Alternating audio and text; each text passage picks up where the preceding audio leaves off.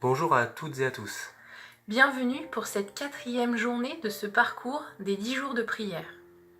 Alors le texte d'aujourd'hui se situe dans Luc chapitre 15 verset 7. Je vous dis qu'il y aura aussi plus de joie dans le ciel pour un seul pécheur qui se repent que pour 99 justes qui n'ont pas besoin de repentance. Alors c'est vrai que moi quand je lis ce texte, la question que je me pose, je suis un peu surpris de voir qu'il y a plus de joie pour une personne que pour 99 autres. Et oui, et moi je me dis qu'il y a quelque chose à creuser autour de l'image que ça nous donne de Dieu.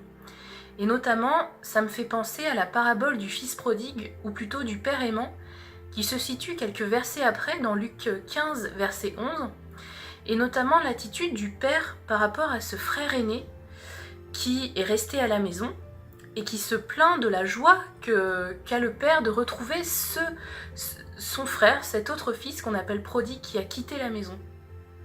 En effet, oui. Ça me fait penser également à la parabole de l'ouvrier de la dernière heure. On voit dans Matthieu 20 les ouvriers qui arrivent en fin de journée dans la dernière heure et qui sont payés autant que les ouvriers qui sont arrivés au début de la journée. Et oui, et du coup tout ça, moi, me fait penser qu'il y a vraiment une logique différente chez Dieu que la nôtre. Et qu'il ne faut pas qu'on enferme Dieu dans notre logique, dans nos raisonnements.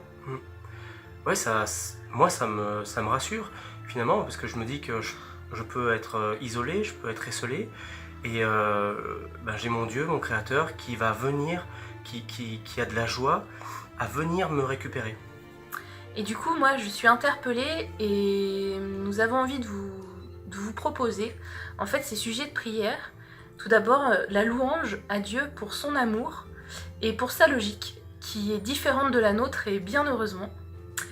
Et ensuite, je voudrais vraiment demander à Dieu que son esprit puisse nous rendre attentifs à un proche, à un ami, à quelqu'un qui fréquente l'église, à un membre d'église, qui est peut-être cette personne égarée.